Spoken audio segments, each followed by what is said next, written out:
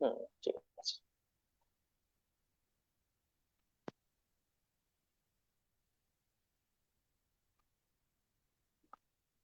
আমরা অন আছি মনে হয় যথারীতি। ফেসবুক। হ্যাঁ, হ্যাঁ, অন দেখা যাচ্ছে। নমস্কার, আমি দীপ, এবং বঙ্গপাঁচালীর পেজ থেকে আমরা পরবর্তীকালে এটা ফেসবুক লাইভে অন যাব। আপাতত আমার পেজ থেকে অন রয়েছে, ফেসবুক লাইভে আমরা আছি। আমার সাথে যিনি রয়েছেন তিনি তার পরিচয়ের যেই ব্যাপারটা আপনারা দেখতে পাচ্ছেন, স্প্লিট হয়ে রয়েছে স্ক্রিনটা। স্টার ডম নিয়ে কাজ করার বা স্টার কাস্ট নিয়ে কাজ করার আলাদাভাবে কোনো কিছু প্রয়োজন লাগে না। তার যে নামটা শুধুমাত্র হোর্ডিং এর মধ্যে সৃজিত মুখার্জি, এটাই একটা বিশাল বড় স্টার কাস্ট এবং স্টার ডিরেক্টর যাকে বলা চলে। ওয়েলকাম, মোস্ট ওয়েলকাম সৃজিত দা তোমাকে। ধন্যবাদ, নমস্কার। হ্যাঁ, বিষয়টা যে এটা অনেক অনেক দিন ধরে একটা দীর্ঘ প্রচেষ্টার পর তোমার সাথে আজকে সময় বের করা গেল আলটিমেটলি।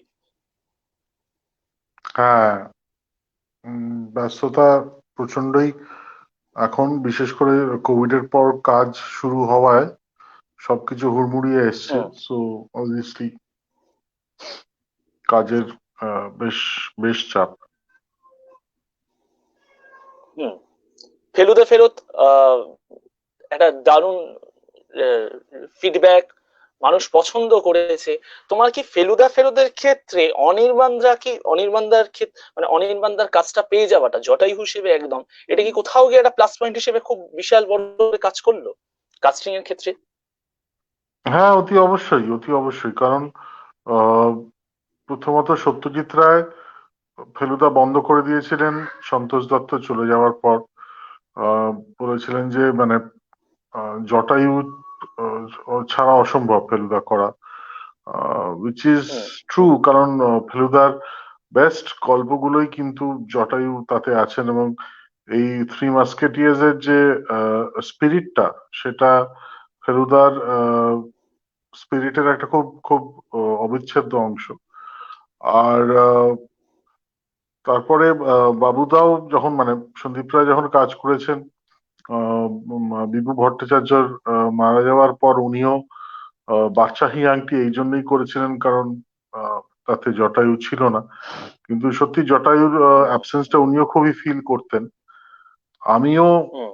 অবভিয়াসলি আমার প্রিয় গল্পগুলোতে জটায়ু একটা বিশাল চরিত্র, সো সেরকম ভাবে আশানুরূপ জটায়ু না পেলে আমিও করতাম না ফেলুদা। কিন্তু ওই একেন বাবু দেখার পর সেই সমস্যাটা মিটে যায়। হুম, প্রথম যখন একেন বাবু দেখি, পরে আমি জেনেছিলাম যে একেন বাবুর চরিত্রটা, আমি একেন বাবু পড়িনি, হুম, একেন বাবুকে হুম, অ্যাকচুয়ালি ওরকম একেবারেই দেখতে নয়। একেন বাবুর চরিত্রটা হুম। ওরা জটায়ুর উপরেই বেস করেছিল, চরিত্র বলতে চেহারাটা, আচ্ছা, লুকটা। আচ্ছা। হুম, যে হুম, হুম। টোটাল লুক এবং এভরিথিং, এটা কিন্তু ওরা জটায়ুর উপরই বেস করেছিল। সো সেটা একটা কাকতালীয় ব্যাপার। পরে উম, গিয়ে অবভিয়াসলি সঠিক মানে অ্যাকচুয়াল অ্যাকচুয়াল জটায়ুর ভূমিকাতেই অনির্বাণ অভিনয় করে, এবং মানুষ খুবই একদম, একদম। খুবই খুবই প্রশংসা করে এবং ভালোবাসে। তোমার ছবির ক্ষেত্রে যে কাস্টিং এর যে বিষয়গুলো, আমার মনে হয়, মানে আমার মনে হয় না, এবং গোটা টলিউড ইন্ডাস্ট্রি বাংলা দর্শক জানে যে সৃজিত মুখার্জির ছবি মানে একটা বিশাল কাস্টিং, এবং সেই মনে হয় একই ফ্রেমেতে দেব, প্রসেনজিৎ, আহ কৌশিক সেন, অঙ্কুশ হাজরা একসাথে, যিশু সেনগুপ্ত, এতগুলো কাস্টকে একটা ফ্রেমের মধ্যে এনেছিল। হুম। তোমার, এবং শুধু তাই নয়, তুমি তো হিন্দিতে, বলিউডেতে তুমি বিদ্যা বালানকে নিয়ে কাজ, নাসিরুদ্দিন শাহকে নিয়ে কাজ, এবং প্রথম ছবিতে অটোগ্রাফে গুম্বাদাকে পিচ করে অ্যাপ্রোচের যে বিষয়টা, সেটা মানে কিভাবে শুরু? আমার আম, আমার সবসময় মনে হয় যে আহ, যে কোনো চরিত্র নির্বাচন কাস্টিং এর ক্ষেত্রে সেটা ডিরেক্টলি স্ক্রিপ্ট থেকে উঠে আসা উচিত, এবং স্ক্রিপ্টে যে হুম, হুম, চরিত্রটা, সেই চরিত্রটা রক্ত মাংসের করার জন্য যে অভিনেতা বা অভিনেত্রী সবচেয়ে যোগ্য, আহ, আহ, সেইটা ভেবে কাস্টিং করা উচিত, এবং সব ক্ষেত্রে আমি সেটাই করেছি। হুম, শুধু অটোগ্রাফটা আমি বোম্বাদাকে মাথায় রেখে লিখেছিলাম, আর উমা উমা হুম ছবিটা আমি কিন্তু সারাকে মাথায় রেখে লিখেছিলাম। কারণ হুম হুম উমার ক্ষেত্রে যেহেতু আমি পূর্ব পরিচিত ছিলাম, আমি সারাকে বড় হতে দেখেছি, সো ওর কথা বলার ধরন, ও যে শব্দগুলো ব্যবহার করে, ওর যে ম্যানারিজমস, ওর যে ব্যক্তিত্ব, সেটাকে মাথায় রেখে উমাকে গঠন করা। আর বোম্বাদার অন স্ক্রিন যে ইমেজ, সেই ইমেজকে মাথায় রেখে হুম অরুণ চ্যাটার্জি ক্রিয়েট করা। সো এই দুটো হুম ক্ষেত্র, মানে এই দুটো ফিল্ম বাদে জেনারেলি আগে চরিত্র গঠন হয়, সেখান থেকে কাস্টিং হয়। হ্যাঁ, কিছু ক্ষেত্রে হুম হুম যেহেতু অনেক চরিত্র থাকে, যেটা একটা খুব বড় কাস্ট হয়, মানে সেটা জুলফিকার হতে পারে, সেটা রাজকাহিনী হতে পারে, সেটা হুম শাহজাহান রিজেন্সি। শাহজাহান রিজেন্সি হতে পারে, নির্বাক হতে পারে সেটা। তো এই এই এই ধরনের মাল্টি স্টার কাস্ট ছবিতে অবভিয়াসলি আসলে আমাদের ইন্ডাস্ট্রি তো ছোট অপেক্ষাকৃত, মানে বম্বের তুলনায়, তো সেখানে খুব বেশি কোট আনকোট স্টার নেই।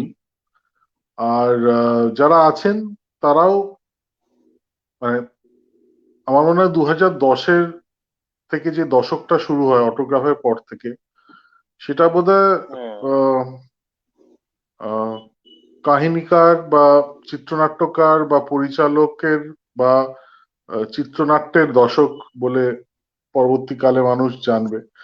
কারণ সেখানে হুম হুম দ্য স্টার সিস্টেম গট ডিসম্যান্টেলড, আর সেখানে অভিনয় বা অভিনেতাদের জায়গাটা আরো শক্ত হয়ে ওঠে, এবং যেই যেই স্টারেরা 2010-এর আগে তাদের স্টারডামের জন্য বিখ্যাত ছিল, তারাও তাদের অভিনয় সত্তার জোরে জায়গা যারা করতে পেরেছেন, তারাই কিন্তু টিকে গেছেন আমরা যদি দেখি। হুম সো হুম সো আমিও কাস্টিং এর সময় তাদের অভিনয় সত্তাতে সবসময় বেশি ইন্টারেস্টেড ছিলাম। কারণ আমার মনে হয়েছিল যে, যেটা স্টার্টিং উইথ অটোগ্রাফ, যে মানুষ কিন্তু at the end of the day ভালো গল্প বলা, ভালো চিত্রনাট্য, ভালো থিম, এগুলোকেই প্রাধান্য দেবে। হোর্ডিং এ কার মুখ আছে সেটাকে অতটা গুরুত্ব না দিয়ে, এবং সেটাই হয়েছে হুম ইভেঞ্চুয়ালি। হুম। তোমার গুগল করলে তোমার ডিটেল পুরো পাওয়া যাবে। সেখানে পুরো ডিটেলিং দিকে তোমার তোমার প্রথম যেই ছবি 2010-এ অটোগ্রাফের থেকে শুরু করে তুমি অঞ্জন দাকে তুমি অ্যাসিস্ট করতে, তার আগে তুমি গান লিখতে কি, নাকি তার পরবর্তীকালে গান লেখা? হ্যাঁ, না, গান আমার লেখা 2009 সাল থেকে। আচ্ছা, 2008 সালের শেষের দিকে, 2009 সালের শুরুর দিকে আমি ব্যাঙ্গালোর ছেড়ে কলকাতায় চলে আসি।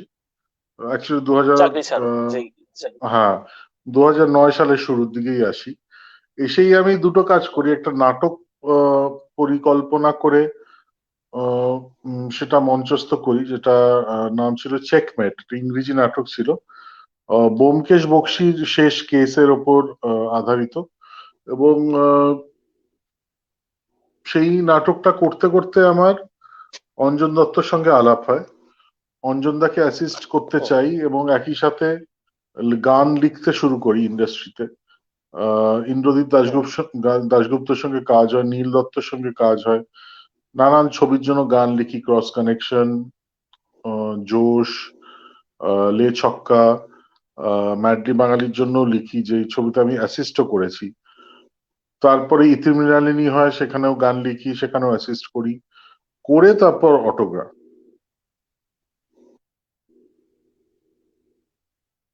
হ্যাঁ হ্যাঁ, লাস্টের দিকটা একটু কেটে গেল শ্রীন্দর, লাইনের একটু ডিস্টার্বের জন্য। হ্যাঁ, করে করে মৃণালিনীতে গান লেখার পর তারপর 2010 সালে গিয়ে অটোগ্রাফ। আচ্ছা আচ্ছা, তার জন্যই মানে এইটা এইটা মূলত ধরা হয় যে সৃজিত মুখার্জির ছবি 2010-এ অটোগ্রাফ আসার পর গানের যে ধারা ছিল, 2009 অব্দি যে গানের যে ধারা ছিল, 2010 থেকে গানের ধারা একদম চেঞ্জ হয়ে যাওয়া, বা আমাকে আমার মতন থাকতে দাও, প্রথম দিকে মানুষের যখন কানে এরকম একটা আমাকে আমার মতন থাকতে দাও গান তখন সঙ্গীতমালায় বারবার করে রিপিটেডলি চালানো হচ্ছে, মানুষের কাছে একটা হুট করে হয় না, যেমন একটা একটা সামনে একটা ভাল্লুক এনে দেওয়ার মতন, যে এরকম গান টলিউডেতে ফার্স্ট টাইম, এবং যেখানে খুব ভালো মতো বোঝা যাচ্ছে যে একটা প্রথম কাজ, যেখানে বোম্বাদে এরকম একটা এক্সপেরিমেন্টাল ফ্রেম বা এক্সপেরিমেন্টাল গান ইউজ করা হচ্ছে। সেই ক্ষেত্রে কি গানের কথাটাও কি তুমি স্ক্রিপ্ট লেখার সময় মাথায় রেখে দাও, নাকি আগে আগে থেকে গানগুলো তোমার ভাবা ছিল যে এই গানগুলো আমি আমার ছবির জন্য ভাবনা চিন্তা করে এগিয়ে নিয়ে যাব? হ্যাঁ, মানে অটোগ্রাফের ক্ষেত্রে আলাদা করে যেহেতু আমি তখন ব্যাঙ্গালোরে অটোগ্রাফের প্ল্যানিং যখন হচ্ছে, আমি তখনও ব্যাঙ্গালোরের বাসিন্দা, সেখানে হুম আমার এই অনুপম রায় বলে একজনের সঙ্গে আলাপ হয় এবং হুম হুম বন্ধুত্ব হয় এবং আড্ডা হয়। আমরা একসাথে প্রচুর সময় কাটাই এবং আমার মনে হয় যে অনুপমের গান, অনুপম তখন একটি গিটার নিয়ে একটা গানের খাতা নিয়ে নানান জায়গায় যেত, কেউ গান শোনাতে বললেই ও হুম খুব খুশি মনে গান শোনাতো। তো এইটা আমার দারুণ হুম লেগেছিল, মনে হচ্ছিল একটা লোক, সে একটা বস্তায় করে যেন গান নিয়ে ঘুরছে, কেউ আহ, গান শুনতে চাইলেই বস্তা থেকে একটা গান বার করে একটা ম্যাজিকের মতো দেখাচ্ছে। কারণ হুম ওর মধ্যে ওই ওই পারফরমেন্স যে ব্যাপারটা, সেটা প্রথম থেকেই ছিল এবং ওর গানে আমি একটা অদ্ভুত নতুন সাউন্ড, একটা ওর কথায় একটা আহ, অদ্ভুত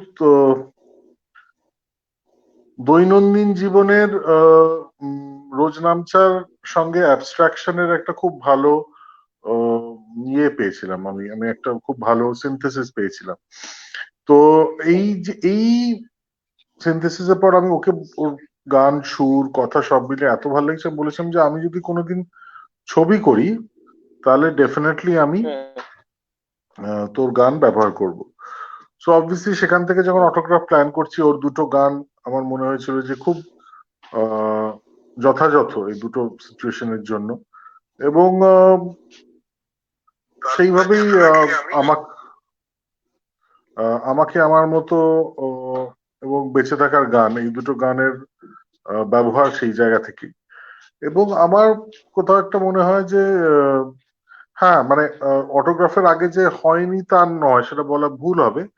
যেমন বং কানেকশনের গান, যেমন অন্তহীনের গান, কিন্তু হুম ওইভাবে ওইভাবে একদম বিশাল একদম। বিপুল ভাবে মানুষের ঘরে ঘরে পৌঁছে যাওয়া, একদম মানে ভয়ঙ্কর কড়া আঁতেল থেকে শুরু করে একদম রাস্তায় সাইকেল রিক্সা চালানো যে খেটে খাওয়া মানুষটি, সেও বলছে আমাকে আমার মতো থাকতে দাও। এই হুম। সর্বজন এবং সেটা কিন্তু এখনো অব্দি একটা ট্যাগ হিসেবে ইউজ। হ্যাঁ, হ্যাঁ, হ্যাঁ, সেই বিপ্লবটা কিন্তু অটোগ্রাফের সঙ্গেই হয়েছিল, সিনেমার ধারাতেও হয়েছিল, সিনেমার গানের ধারাতেও হয়েছিল। একদমই। অনুপম রায়ের ভাইবসটা বুঝতে সুবিধা হলো কি, যে তোমার আরো বেশি, তুমি যেহেতু গান লিখতে এবং অনুপম রায় যেহেতু নিজের লেখা গান সেখানে নিজেই সুর দিতে, সেখানে কি একজন মানে গান যিনি লিখছেন, একজন অপোজিটে যখন সুরকার বসে বা একজন গায়ক যখন বসে, তার যে ভাইবসটা বোঝার ক্ষেত্রে কি আরো বেশি সুবিধা হলো তখনই? দেখো, শুধু লেখার ব্যাপার না, আমি বলছি, বোধহয় বড়ে গুলাম আলী খাঁ সাহেব একবার বলেছিলেন যে 98% গান শেখার হলো গান শোনা এবং 2% হলো অ্যাকচুয়ালি শেখা। তো এই যে 90% হুম শোনা, এটা কিন্তু হয়ে আসছিল, হয়ে আসছিল ছোটবেলা থেকেই। আমার অ্যাকচুয়ালি গানের পরিবার, মানে ইন দ্য সেন্স আমার পিসি আরতি মুখোপাধ্যায়। সো ছোটবেলা হুম থেকে হুম আহ একটা গানের পরিবেশে আমি বড় হয়েছি। আমার বাবা সুধীন দাশগুপ্তর ছাত্র ছিলেন, আমার মা কল্যাণী হুম রায়ের ছাত্র সেতারে।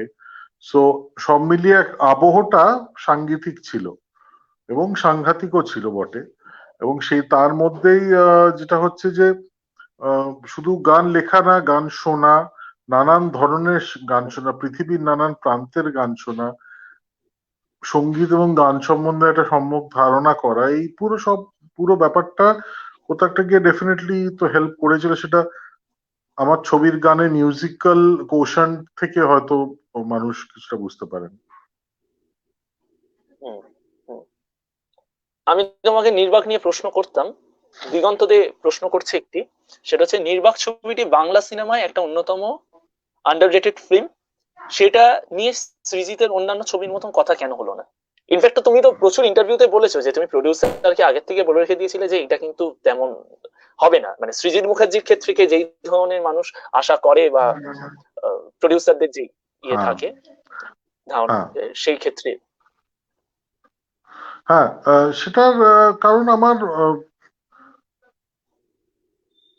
এই উপমহাদেশ এবং আমার দেশের এবং আমার প্রদেশের দর্শকদের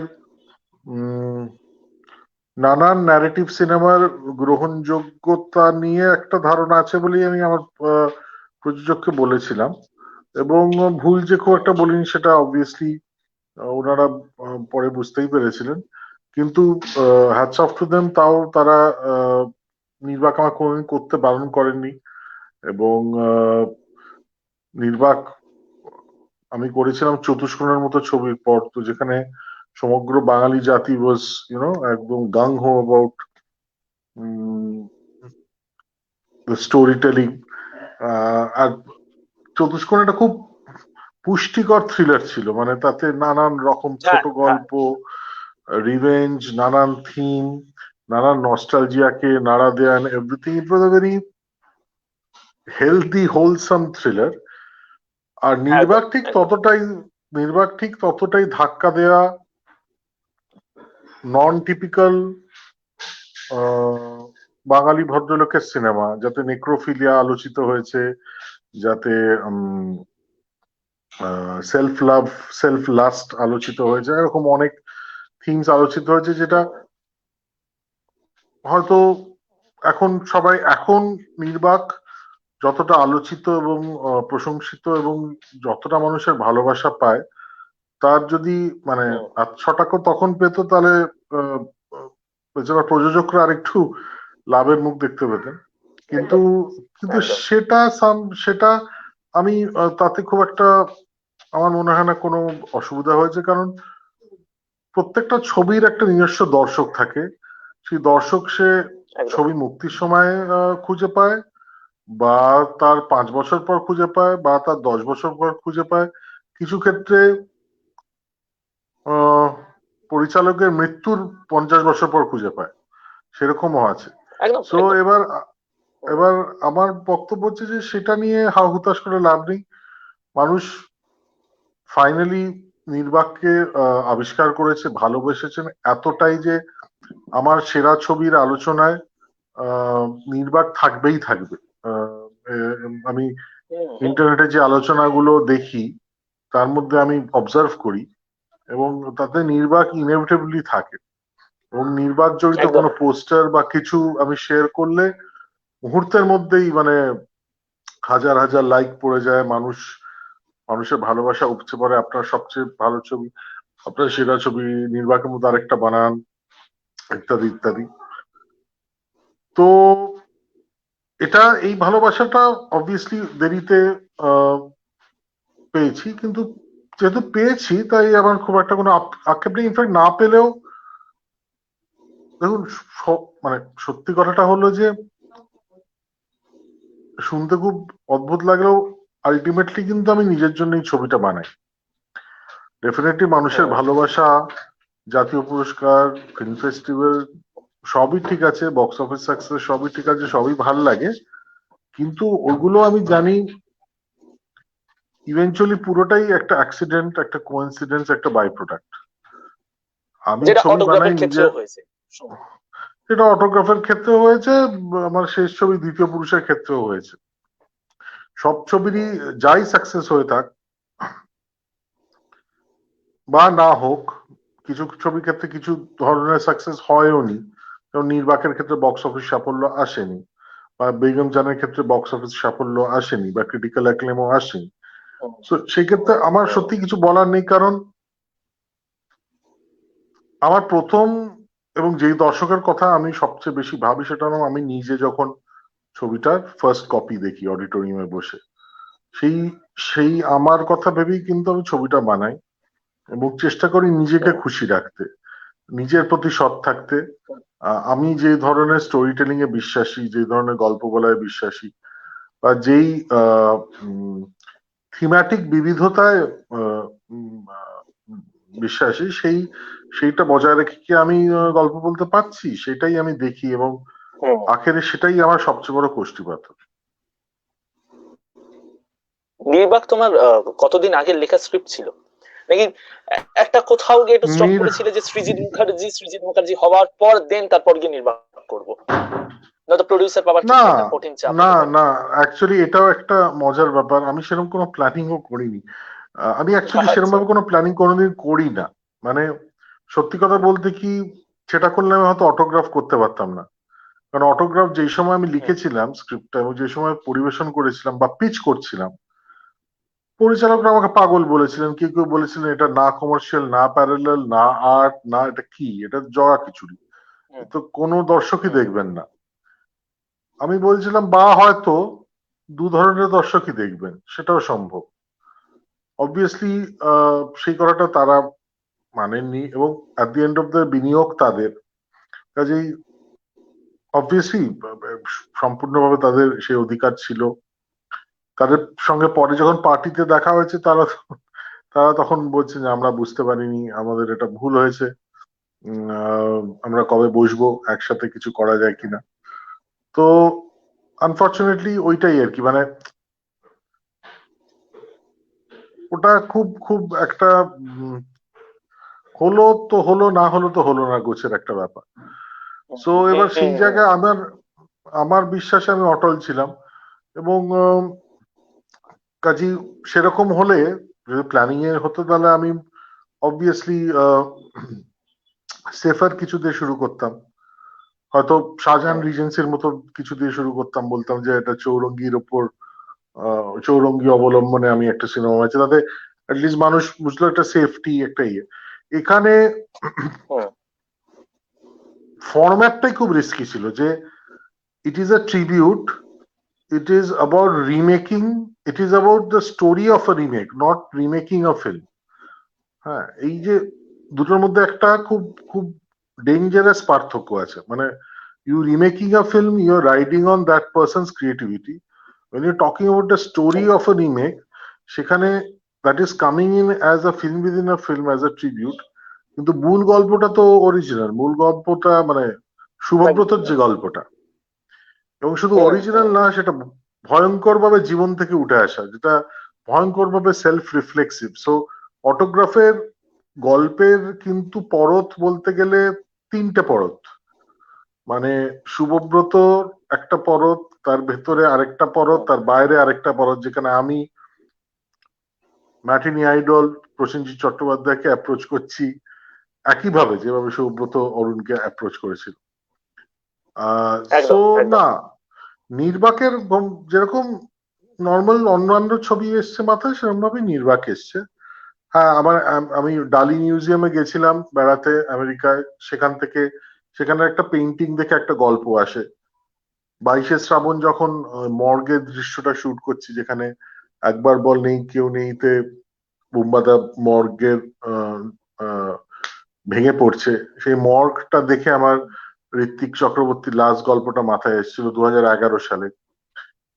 ইন্দ্রদীপ দাশগুপ্তর একটি পোষা কুকুর ছিল, তার ব্যবহার দেখে আমার বিঙ্গির গল্পটা মাথায় এসেছিল। সো নানান সময় নানান গল্প মাথায় এসছে, ফাইনাল ওই ডালির মিউজিয়ামে দাঁড়িয়ে আমার মনে হলো যে এই চারটে গল্প মিলে একটা ছবি করা যায়, সেখান থেকেই চিন্তাটা এসছে, 2014 সালের চিন্তা।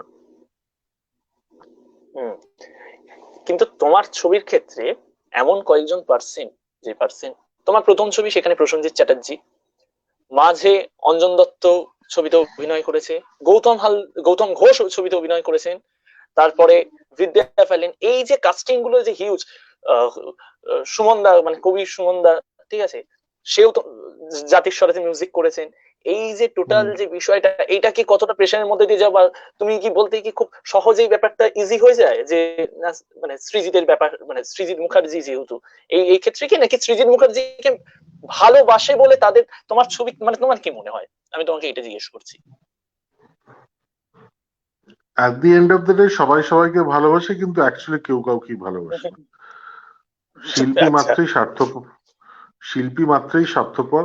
বুম্বাদা আমাকে যতই ভালোবাসুক, কবির সুমন আমায় যতই স্নেহ করুন, গৌতম ঘোষ, অঞ্জন দত্ত, যিশু সেনগুপ্ত, পরমব্রত চ্যাটার্জি, আবির চ্যাটার্জি, অনির্বাণ ভট্টাচার্য, যেই হোক, hmm, at the end of the day একজন শিল্পীর কাছে যদি আমি ভালো কাজের চ্যালেঞ্জ না নিয়ে যাই, তাহলে সেই শিল্পী কখনোই হ্যাঁ বলবে না। এবং একদম। জোর করে জোর করে কোনো শৈল্পিক কাজ করানো যায় বলেও আমি মনে করি না। হুম, সো আমার মনে হয় আমি তাদেরকে এক্সাইট করতে পেরেছি, আমি তাদের কাছে চ্যালেঞ্জিং কাজ নিয়ে যেতে পেরেছি বলেই তারা কাজগুলো করেছে। এবং একটা কাজ করার পর যখন জুটি সফল হয়ে যায়, তখন মানুষ মানুষকে বিশ্বাস করে যে হ্যাঁ, he can execute what he is pitching. সেই বিশ্বাসের জায়গা থেকেই এদের সাথে অনবরত কাজ হয়ে গেছে, একের পর এক হয়ে গেছে এবং হয়ে চলেছে। এবং আমার মনে হয় যে আহ, সেখানে নতুন মুখও আছে, সেখানে পরিচিত মুখও আছে। টোটালি ডিপেন্ড করে আমি কিভাবে অ্যাপ্রোচ করছি তার উপর, কি নিয়ে অ্যাপ্রোচ করছি তার উপরও বটে খানিকটা। তুমি তো অলরেডি অঞ্জন অঞ্জন আঙ্কেলের সাথে তুমি অলরেডি অ্যাসিস্ট করেছো। যখন অ্যাসিস্ট করতে গেছিলে সেই সময় সৃজিত মুখার্জি, এবং যখন তার এডি হয়ে মানে তার এডি সৃজিত মুখার্জি অলরেডি পরিচালক হয়ে গেছে, তখন গিয়ে নির্বাকের জন্য অ্যাপ্রোচ করা মানুষটাকে মানে কি দেখলে, তার ডিফারেন্সটা কি দেখলে সেই ক্ষেত্রে? মানে একটা সেই ও মুহূর্তে সম্পূর্ণ কলিগ বা সম্পূর্ণ একটা জায়গায় জুনিয়র। হ্যাঁ, সম্পূর্ণ ভিন্ন একটা এক্সপিরিয়েন্স। কারণ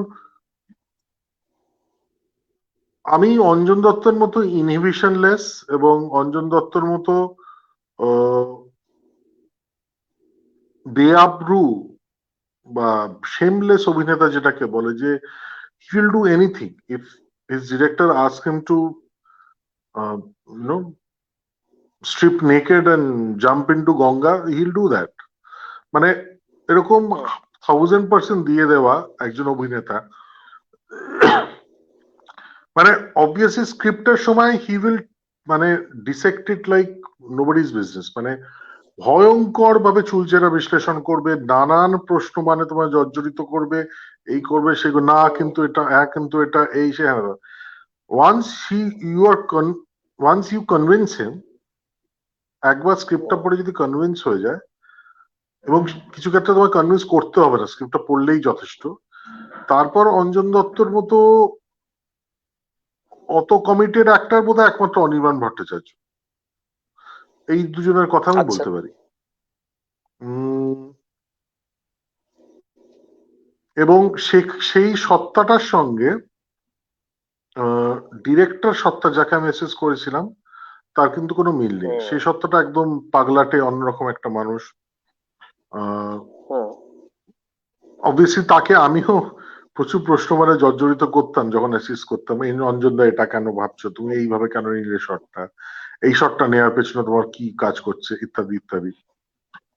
তো অনেক সময় খুব ক্রিটিক্যাল মুহূর্তে করতাম, তাই জন্য তিনি একটু বকুনিও দিতেন, এবং মধ্যে আহা এখন না, পরে মানে শুটিং এর শুটিং এর পর সন্ধ্যেবেলা আমরা বসবো। কিন্তু থিং ইজ, সত্তা দুটো কিন্তু সম্পূর্ণ ভিন্ন, completely different two personalities at work. এবার আমি তোমার একটা টেকনিক্যাল, আমার যেটা মনে হয়েছিল, আমি ভেবেছিলাম যে কখনো সুযোগ হলে আমি তোমাকে জিজ্ঞেস করবো, চতুষ্কোণের ক্ষেত্রে চারটে আলাদা স্টোরির ক্ষেত্রে চারটে আলাদা যে কালার প্যালেট গুলো যেভাবে ইউজ করেছে, ওইটা কেন করলে? মানে আমি এটা তোমাকে জিজ্ঞেস করতে চাইছি। দেখো, প্রথমত প্রাইমারি কালার্স, সেটা একটা জিনিস মাথায় রাখতে হবে। হুম, হুম, প্রাইমারি হুম, কালার্স মানে আমরা যা দেখি চারিদিকে, সেটাকে যদি হুম, আমি ভাঙি, ভাঙলে এই তিনটে প্রাইমারি হুম, কালার্স আসে। এবার এই তিনটে প্রাইমারি হুম, কালার্স হলো একটা বৃহত্তর গল্পের অংশ। যেভাবে এরা একটা বৃহত্তর কালারস্কেপের অংশ, যে কালারস্কেপে আমরা গোটা বিশ্বটাকে দেখি, আমার চারপাশে পৃথিবীটাকে হুম, দেখি, সেইভাবেই একটা বৃহত্তর ইতিহাসের এই তিনটে অংশ হিসেবে আমি দেখাচ্ছিলাম। তিনটে ইতিহাসের যে তিনটে কথক, যে তিনটে ভিন্ন কথক, তারা আহ, একটা দৈব ঘটনায় বা অকস্মাৎ একটি মিশনের অংশ বা একটি যাত্রার অংশ, সেই ডিকম্পোজিশনটা আমি এই ভিজুয়াল ডিকম্পোজিশন অফ কালারের বেসিসে করেছিলাম, যে পুরো একটা একটা ইন্টিগ্রেটেড ইতিহাসের তিনটে আলাদা কম্পোজিশনাল এলিমেন্ট। অবভিয়াসলি এই তিনটে গিয়ে ফাইনালি যখন এক হয়ে যায়, তখন ফোর্থ গল্পটা আমি তাই জন্য ব্ল্যাক এন্ড হোয়াইটে করেছিলাম, বিকজ দ্যাট ওয়াজ মানে পরমব্রতর যে জয়ব্রতর নাম ছিল, তো তো যে ইয়েটা গল্পটা, that was in black and white, because that was the colour of justice আমার মনে হয়েছিল, এবং that was the colour of retribution, এবং everything was black and white and he refused to see gray. Joybrata, when he was exacting and plotting his revenge. So this was the ki bolbo metaphorical interpretation of the colors in Jyotish. I mean, apart from the fact that it also gave a lot of visual richness to the stories, but at the end of the day, onekgulo, it was like a anthology, but not really an anthology, a thriller which is posing as an anthology. একদমই। আর আমার আরেকটা প্রশ্ন তোমাকে, একদম রেগে যাবে না, আগে বলো, তারপরে আমি প্রশ্নটা করবো। প্রশ্নের উপর ডিপেন্ড করছে। আচ্ছা আচ্ছা, প্রশ্নটা হচ্ছে যে তুমি একটা রাজকাহিনীর ক্ষেত্রে যেই জায়গাটা সোহিনী দি এবং সায়নী দিক যে একটা লেসবিয়ান সেক্সুয়ালিটির একটা সজ্জা দৃশ্য রয়েছে, যেই সজ্জা দৃশ্যর ক্ষেত্রে মানে লেসবিয়ান সেক্সুয়ালিটিটাকে এস্টাবলিশ করার জন্য তুমি কেন ক্যামেরাটাকে প্যান করে একটা অর্ধনারীশ্বরের ছবি দেখালে? এটা রেগে যাওয়ার কি আছে, এটা তো খুব জেনে শুনে প্যান করা বেসিক্যালি।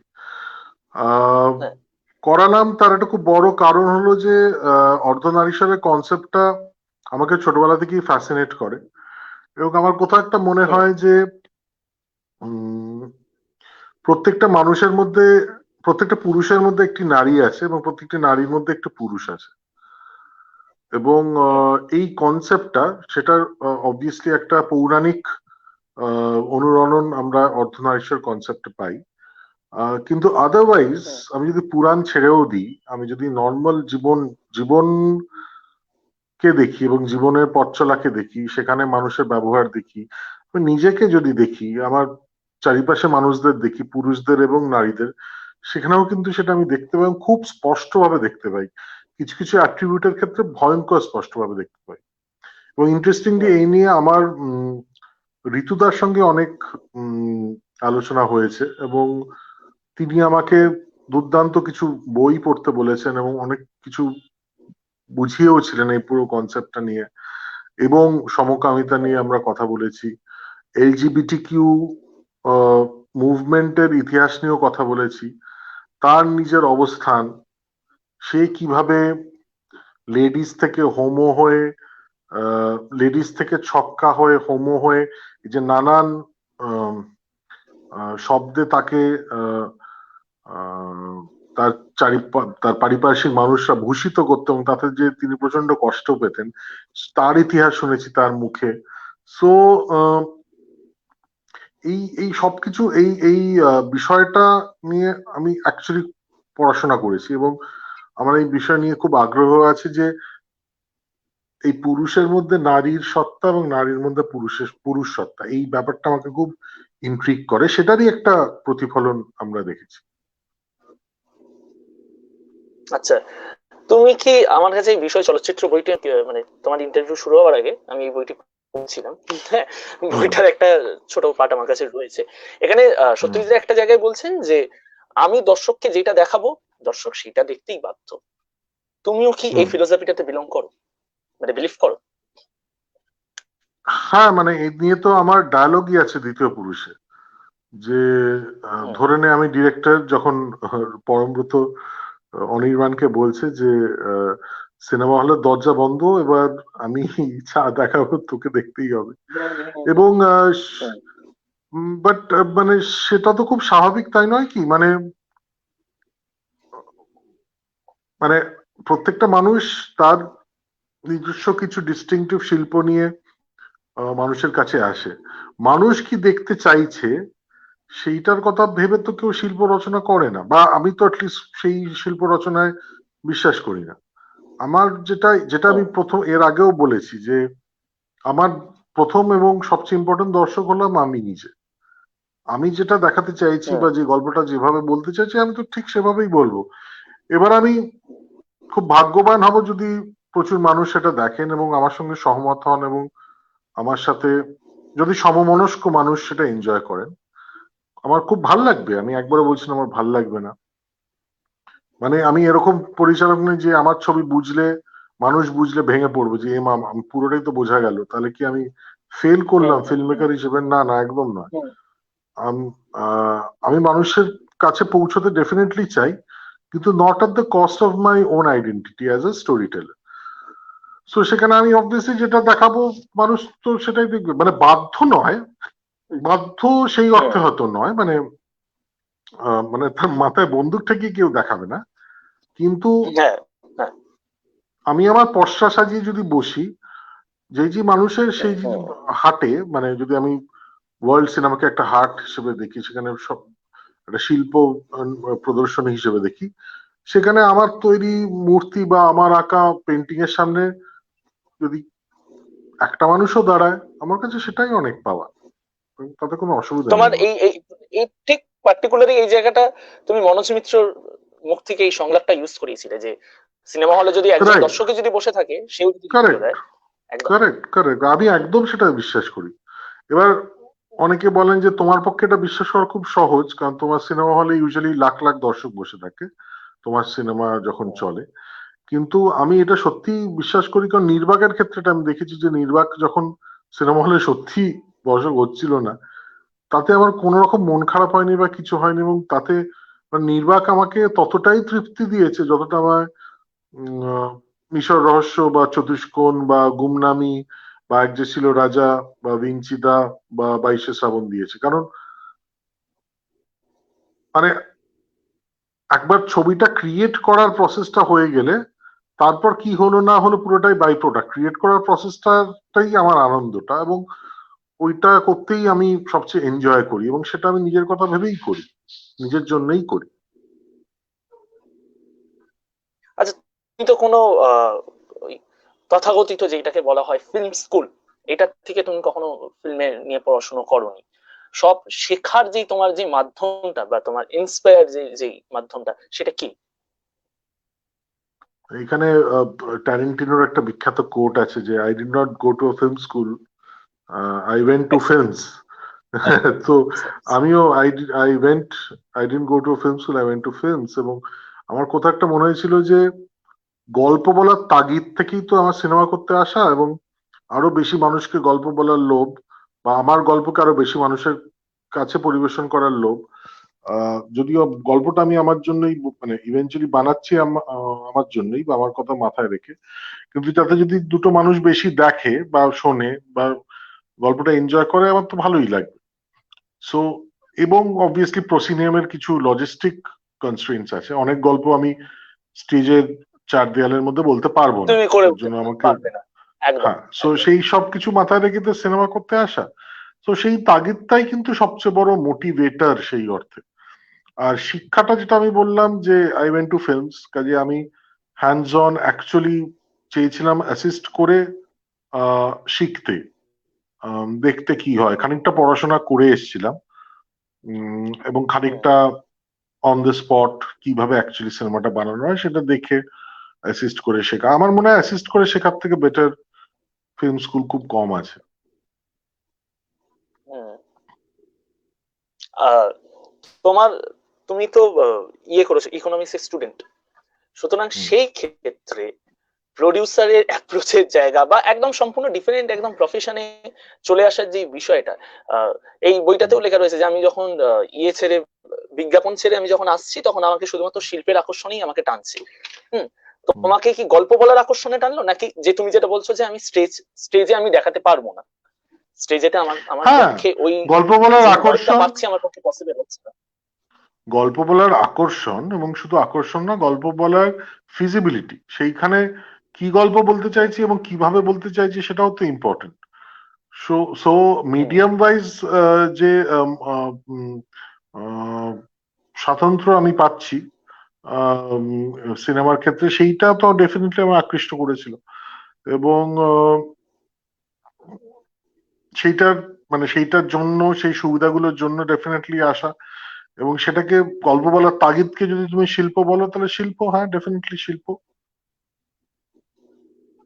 হ্যাঁ, মানে স্টোরি টেলিং তো ডেফিনেটলি একটা ডেফিনেটলি সেটা পার্টের হুম। মধ্যেই পড়ে। শ্রীদা এখানে একজন লিখছে যে এক্স্যাক্টলি নির্বাকের ওই জায়গাটা আমারও তাই মনে হয়েছে, প্রবাবলি সুরলিজম বা ম্যাজিক রিয়েলিজমের বিষয়গুলোকে অ্যাড্রেস করে কি সৃজিদা বানিয়েছে। অ্যাপ্রোচটা বিশেষত আহ, ডালির যে অ্যানথ্রোপোমরফিক ছবি, যেখান থেকে গাছের গল্পটা পেয়েছিলাম আমি, ডালির হুম, একটি অ্যানথ্রোপোমরফিক ছবি দেখে, সেখানে তো মোস্ট ডেফিনেটলি। কিন্তু হুম, নির্বাকের সবচেয়ে বড় আন্ডারলাইং থিম হলো এরকম চারটে প্রেমের গল্প যেখানে যুগলের মধ্যে একজন নির্বাক। মানে হুম, প্রথম গল্পে তার তার রিফ্লেকশন, অর্থাৎ তার প্রতিচ্ছবি, সেই নির্বাক। দ্বিতীয় গল্পে গাছটি নির্বাক, তৃতীয় গল্পে বিঙ্গি নির্বাক, চতুর্থ গল্পে মৃতদেহটি নির্বাক। তো চারটে এরকম প্রেমের গল্প যেখানে প্রেমিক প্রেমিকার মধ্যে একজন নির্বাক। So proper common underlying theme কিন্তু সেটা। না এই যে সুরলিজম বা ম্যাজিক রিয়েলিজমের যে বিষয়টা বলছে, সেটা কি হুম। সুরলিজমের ক্ষেত্রে তুমি কোন পার্টটাকে করছো, গাছের পার্টটাকে নাকি নেফ্রোফিলিকের গাছের পার্টটাকে পাটটাকে করছো? ডেফিনেটলি, কারণ সুরিয়ালিজমের পেন্টিং এর ক্ষেত্রে প্রায় জনক বলা যেতে পারে। সেই মানুষটির হুম, ছবি দেখেই তো, সেই মানুষের অ্যানথ্রোপোমরফিক ছবি দেখেই তো গল্পটা এসছে। সো ট্রিটমেন্ট ওয়াইজ ডেফিনেটলি সেভাবে দেখা যেতেই পারে।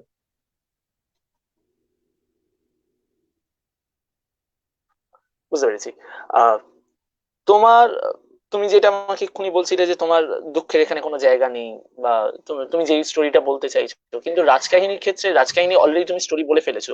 তারপরে তো একটা হুম। এক্সট্রা প্রেশার, যেখানে মুম্বাই থেকে তোমাকে বলা হচ্ছে যে এই ছবিটা আরো একবার হিন্দিতে করার জন্য। তোমার কি মনে হুম। হয়, মানে রাজকাহিনী এতটা সাফল্য পাওয়ার পর, চূড়ান্ত লেভেলে সাফল্য রাজকাহিনী, হুম।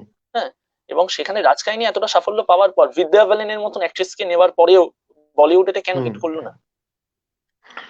মানে প্রথমত আমি আসলে তোমাকে বলিউড কিন্তু, ডিরেক্টর পার্সপেক্টিভ থেকে বলতে বলছি। হ্যাঁ, বলিউড আমাকে অ্যাকচুয়ালি প্রথমত বলেনি, আমাকে অফার করেছিল। আমি অফারটা নিয়েছিলাম। আচ্ছা। তার অনেকগুলো কারণ ছিল। একটা কারণ ছিল যে আমার মনে হয়েছিল এই গল্পটা অগেন আরো বেশি মানুষের কাছে পৌঁছানো উচিত। 2 নম্বর, আমার কাছে হুম, গল্পটা মধ্যে একটা ভিন্নতা ছিল। আমি যেভাবে পরিবেশন করছিলাম, আহ সেখানে গল্পটাকে আমি একটু প্যান ইন্ডিয়ান একটা প্রেক্ষাপটে এক্সপ্রেস করছিলাম, কিছু কিছু চেঞ্জেস করেছিলাম। আহ সব মিলিয়ে আমার মনে হয়েছিল যে this is something which I can make on my own terms, যেখানে কেউ নাক গলাবে না, যেখানে কেউ বলে দেবে না আমাকে কি ছবি করতে হবে। কারণ এর আগেও বম্বের অফার যে আসেনি তা নয়। আমার একটি প্রথম সারির নায়কের সঙ্গে হেমলকের জন্য। হেমলক আচ্ছা। সোসাইটি নিয়ে আলোচনা হয়েছিল, কিন্তু উনি অনেক কিছু বদলাতে চাইছিলেন, যেটা আমি রাজি হইনি। সো 2013 সালের ঘটনা এটা। 2013 সালে আমরা হেমলকটা ফাইনালি করিনি। উম, এই কারণেই। কিন্তু আমার একটা কোথাও মনে হয়েছিল যে আমি যেখানেই ছবি করি, আমাকে আমার টার্মসে যদি করতে দেওয়া হয় তাহলেই আমি করব, নতুবা নয়। কারণ সিনসিয়ারলি আমার কাছে আলাদা করে বম্বের কোনো মোহ তখনও ছিল না, এখনো নেই।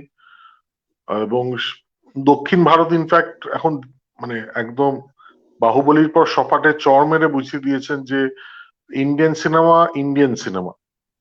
তাতে হিন্দি একটি ভাষা মাত্র, এবং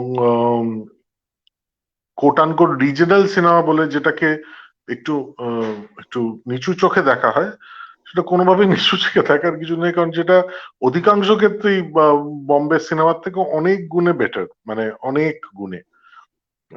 সো এনিওয়ে, কিন্তু ওই যে যে অফারটা করা হয়েছিল, সেই অফারটা আমার ভাল লেগেছিল, কারণ সেটার মধ্যে কোনো ইন্টারফারেন্স ছিল না, কিছু ছিল না, এবং আমার মনে হয়েছিল যে এটা একটা খুব বড় জায়গায় গল্পটা পৌঁছানো দরকার, এবং পৌঁছেছেও ইনফ্যাক্ট, যদিও বক্স অফিস সাফল্য পায়নি, কিন্তু আমার কোথাও একটা মনে হয় বেগম জান বিশেষ করে উত্তর ভারতের এরকম প্রচুর মানুষ ছুঁয়েছে।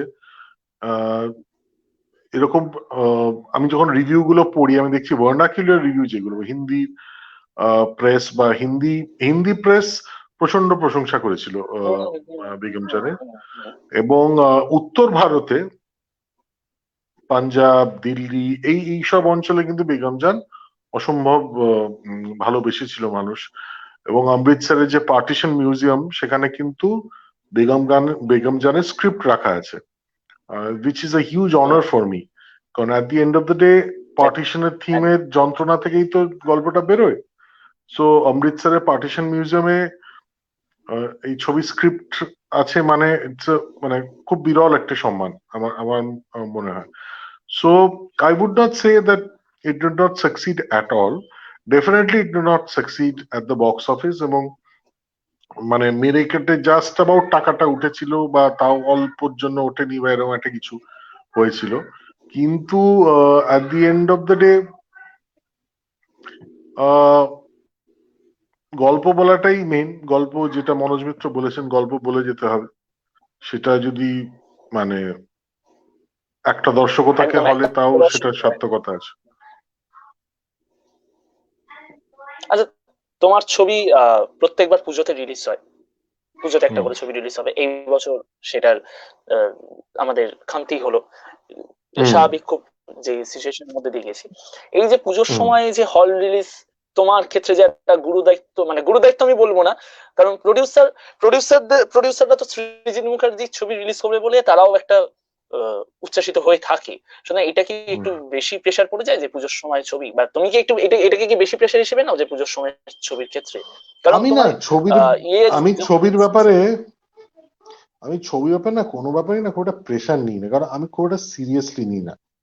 সত্যি কথা বলতে কি, আহ সত্যি কথা যদি জানতাম, আমি আমি সিনেমার থেকে ক্রিকেট জিনিসটাকে অনেক বেশি সিরিয়াসলি নিই।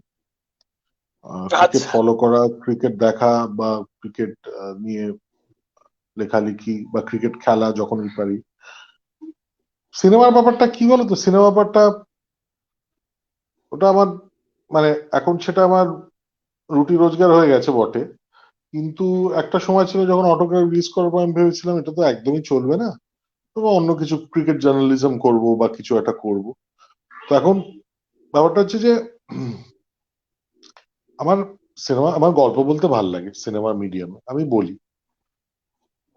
এবার সেটা চারপাশে যে অনেক কিছু আম, আহ, হয়ে গেছে, মানে বাংলা সিনেমা বিপ্লব, প্রযোজকদের লগ্নি, Puja release, national award, film festival, হ্যানা ত্যানা, এগুলো সবই আমি বাই প্রোডাক্ট হিসেবে দেখি, এবং হয়েছে খুব ভালো হয়েছে, কিন্তু এটা নিয়ে আমি যেহেতু খুব এক্সট্রা একটা ভাবি না কিছু, তাই আমার সেই প্রেশারটাও নেই। আহ, আমার যেটা ইচ্ছে করে কিন্তু আমি সেই গল্পগুলো পুজোর, বলি। কিন্তু আমরা সবাই জানি যে পুজোর সময় নেতাজি সুভাষচন্দ্র বোসের ট্রিবিউট হিসেবে বা যাই হোক না কেন, সত্য ঘটনা গুমনামি বাবা তুমি যে করতে চলেছিলে, সেই ছবিটা যদি আটকে যেত সেই সময়, গুমনামি, তাহলে কি গুমনামি, তোমার খারাপ? গুমনামি বাবা নয়, হুম, বাবাটা নেই। হ্যাঁ সরি, গুমনামি গুমনামি গুমনামি, হুম, বাবা থাকলে আমি তিনটে থিওরি দেখাতাম না, বাবা নেই বলেই তিনটে থিওরি। হুম, হুম, হুম, হ্যাঁ, হুম, এবার হুম, হুম, গুমনামি ক্ষেত্রে তিনটে থিওরির মধ্যে যেহেতু একটা ডাউট এখনো থেকে গেছে, তাই জন্যই থেকেই গেছে। ওটা হুম, গুমনামি। হ্যাঁ, গুমনামি একটা গুমনামি। ইমোশনের জায়গা থেকে বানানো, একটা অত্যন্ত তীব্র সেন্টিমেন্টের জায়গা থেকে বানানো, যে স্বাধীনতার এত বছর পরেও no one bothered, no one cared to make a film on what actually happened to our greatest hero.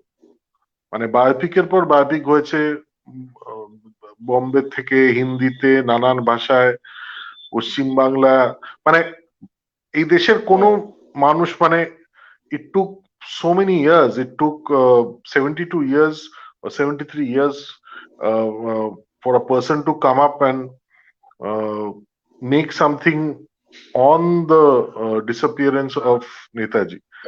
এবার হ্যাঁ, অবভিয়াসলি ডেথ থ্রেট এসছে, হাইকোর্টে কেস হয়েছে, আমি নিজে সে কেস আমার উকিলের সাথে বসে তৈরি করেছি, নিজে হাইকোর্ট গেছি, লড়েছি। কারণ আমি আমার সব ছবির জন্যই লড়ি, কিন্তু because at the end of the সেগুলো প্রত্যেকটা আমার সন্তান। মানে আমি নিজেকে সিরিয়াসলি নিই না, মানে এটা ভাবার কোনো কারণ নেই যে আমি সন্তানদের সিরিয়াসলি নিই না, ডেফিনেটলি নিই। তাদের প্রোটেক্ট করার জন্য আমি, বা আমার গল্প বলার স্বাধীনতার প্রোটেক্ট করার জন্য আমি যুদ্ধে নেমেছি, আবারও নামবো প্রয়োজন হলে, এবং করেওছি সেটা। কিন্তু সেইটার কি কি ক্যালকুলেশন, মানে পুজো রিলিজ করলে কি হবে ভিজাভি দিস এন্ড দ্যাট, সেইগুলো প্রযোজকরা বেশি করেন আমার থেকে। আমার বক্তব্য হলো যে তুমি যখনই রিলিজ করো, হ্যাঁ, আমার বক্তব্য তুমি যখনই রিলিজ করো আমাকে আমার গল্প আমার মতো করে বলতে দিতে হবে, সেটা বলতে দিলে আমি খুশি। এবার তুমি যদি আমার কণ্ঠ রোধ করার চেষ্টা করো, আমি তোমার হাত তো ভেঙে দেবো। না, তুমি তো তাহলে একটা এক্সপেকটেশনের জায়গা থেকে গুমনামি করেছিলে যে এরকম মানে দেশের হিরো যাকে বলা হয় তাকে নিয়ে তার যে একদম সম্পূর্ণ হ্যাঁ, সেই অন্তর্ধান এক্সপেকটেশনটা তো আমার, সেই এক্সপেকটেশনটা তো আমার ব্যক্তিগত, আমার অ্যাঙ্গুইশটাও ব্যক্তিগত, আমার রাগটাও ব্যক্তিগত, আমার ক্ষোভ, আমার অভিমানটাও ব্যক্তিগত, এবং সেই ব্যক্তিগত জায়গা তুমি থেকেই বলছো কোনো ভিউ বানিয়েছিলাম। চেঞ্জ করার কোনো ইয়ে ছিল না, কোনো ভিউ চেঞ্জ না, করার কোনো লক্ষ্যই ছিল না, না। না, আমার আমার লক্ষ্য ছিল যে আমার মনে যে প্রশ্নগুলো উঠছে সেই প্রশ্নগুলো আমি আলোচনা করব, বা সেই প্রশ্নগুলো আমি সর্বসমক্ষে নিয়ে আসবো। আমার মনে যে প্রশ্নগুলো আছে সেগুলোর নিয়ে আলোচনা হোক, কারণ আহ, প্রশ্ন করাটা জরুরি, ভিউ চেঞ্জটা আমার কাছে জরুরি নয়। আজকে আমি রাশিয়ান থিওরিতে বিশ্বাস করি, আমি সিনেমাটা দেখার পর থেকে গুমনামি বা থিওরিতে বিশ্বাস করলাম, তাতে কি এসে গেল? উনি কি ফিরে এসছেন? উনি কি ফিরে আসবেন? আমাদের দেশটা কি অন্যরকম হবে? এই যে আমরা অহিংসার জন্য স্বাধীনতা পেয়েছি, এই ভুল ন্যারেটিভটা বছরের পর বছর যে শিখিয়ে দেওয়া হচ্ছে, গিলিয়ে দেওয়া হচ্ছে ছাত্রদের, কোনোভাবে কি এটা চেঞ্জ হবে? ওভারনাইট না, হবে না। কিন্তু মানুষ অ্যাওয়্যার হবে, একটা প্রশ্ন উঠবে। আমি অ্যাওয়্যার হয়েছি, তাই আমি সেই প্রশ্নটা ব্লগে, সিনেমা তো আমার ব্লগের মতো, আমি আমার ভ্লগে, বড় পর্দার ভ্লগে সেই প্রশ্নগুলো তুলেছি, যেটার অধিকার আমার একটা গণতান্ত্রিক দেশে আছে। বাকিটা কি হলো না হলো টোটাল পুরোটাই বোনাস। আমি রিলিজের আগের দিন বলেছিলাম, নেতাজিকে চিঠি লিখেছিলাম প্রায়, সেই চিঠিটা ছিলাম যে আমার যাত্রা এখানেই শেষ হলো, ও সুপ্রিম লিডার, কারণ আমি এইটুকুই আমার পথ চলা ছিল। এবার বাকিটা আমার দেশের মানুষ বুঝবে, এতে আমার আর কোনো হাত নেই। আমার কাজ ছিল এই প্রশ্নগুলোকে নিয়ে আসা, আমার নিজের মনে যে প্রশ্নগুলো উঠেছে সেই প্রশ্নগুলোকে উৎসাহিত করা আমি করেছি। সেটা একদম শেষের দিকে চলে এসেছি, আমি তোমাকে তিনটে প্রশ্ন শেষের দিয়ে দিকে না, শেষ আমার করতে কিন্তু, চাইছি। আমার কিন্তু শেষের দিকে হ্যাঁ নয়, হ্যাঁ, আমার কিন্তু সময় একদম অনেকক্ষণ আগে অতিক্রম শেষ। হয়ে গেছে। হ্যাঁ, হ্যাঁ হ্যাঁ হ্যাঁ হ্যাঁ, আমি জাস্ট একটা প্রশ্ন দিই তাহলে আমি শেষ করি। সেটা হচ্ছে যে তোমার হ্যাঁ, কাছে ফিল্ম রুলস বা ফিল্ম ডিসিপ্লিন বলতে গেলে তোমার কাছে কি? আমার মনে হয় সততা। তুমি যেভাবেই ছবি করো না কেন, যাই ছবি করো না কেন, সেটা কমার্শিয়াল হতে পারে, আর্ট হতে পারে, প্যারালেল হতে পারে, মিডল অফ দ্য রোড হতে পারে, যা ইচ্ছে হোক, তুমি ঠিক যেভাবে গল্প বলতে চাও ঠিক সেভাবেই যেন গল্প বলো। কোনোভাবে সেখান থেকে সরে যেও না, একটা বৃহত্তর অডিয়েন্স পাওয়ার লোভে, বা একটা বেশি ইন্টেলিজেন্ট অডিয়েন্স পাওয়ার লোভে, বা একটা খুব, মানে সেটা ফেস্টিভ্যালের জুরির লোভেও তুমি যদি নিজের স্টাইল থেকে সরে গিয়ে কনসিয়াস হয়ে গিয়ে একটা অন্য ছবি বানাও, সেটা কমার্শিয়াল ছবির দর্শকের লোভে একটা কমার্শিয়াল ছবি বানানোর থেকে খুব একটা আলাদা কিছু হবে না। Just stick to what you want to do and want to, মানে I mean how you want to do it. সেই গল্প বলার ডিসিপ্লিনটাই আমার কাছে ফিল্মের ডিসিপ্লিন। বুঝতে পেরেছি। অনেক ধন্যবাদ সৃজিতদা তোমাকে আমার সাথে লাইভে থাকার জন্য এবং বঙ্গবাচালী পেজের থেকে লাইভে থাকার জন্য। আসলে তোমার সাথে লাইভ করতে বসলে আমার মনে হচ্ছিল যে দীর্ঘক্ষণ একটা সময় নিয়ে যদি এটা আলোচনা হতো অনেক কিছু পাওয়া যেত তোমার কাছ থেকে, সেটা মিস করে গেলাম। যেটা পরে তোমার আবার একটা লাইভ রয়েছে আবার হবে। সেই অর্থে আবার হবে। আশা রাখি এরপরে আমরা স্টুডিওতে বসে একসাথে একটা আড্ডার মতন করে আলোচনা করব, আরো আরো বেশি কিছু জানতে চাইবো তোমার কাছ থেকে।